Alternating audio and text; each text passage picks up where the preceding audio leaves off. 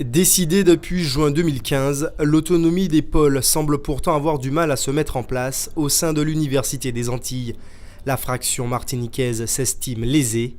Pour manifester leur mécontentement, 3/4 des membres du conseil d'administration ont refusé de siéger hier en Guadeloupe.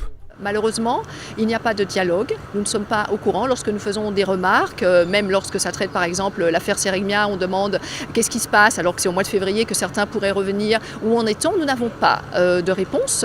Donc n'ayant pas de réponse sur différents dossiers, voyant comment on cherche à infantiliser le pôle Martinique, nous avions décidé, dans la majorité des membres de la Martinique, de ne pas nous rendre en Guadeloupe. Mais il ne s'agit pas du tout d'une politique de la chaise vide, parce que malgré les difficultés, depuis plus d'un an, nous essayons de discuter, seulement nous souhaitons simplement que la loi soit respectée.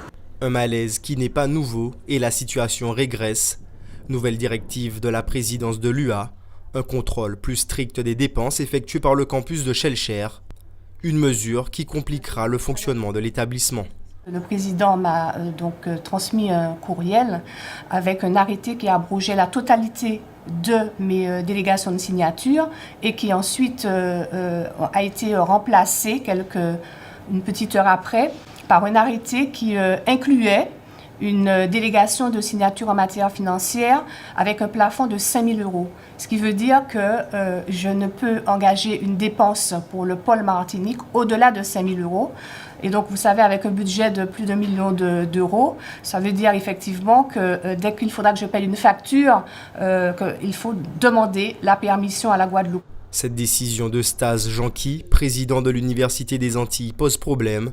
Au-delà de l'aspect économique, elle va à l'encontre des lois sur l'autonomie des pôles. C'est une véritable mise sous tutelle du pôle Martinique qui est complètement illégale. Le président ne respecte pas la loi parce que le vice-président de pôle est ordonnateur des recettes et des dépenses. Et on régresse même au-delà de l'Université des Antilles.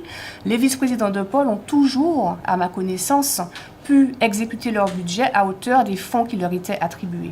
Une cohabitation difficile sur le plan administratif entre le campus de Fouillol et celui de Shellcher.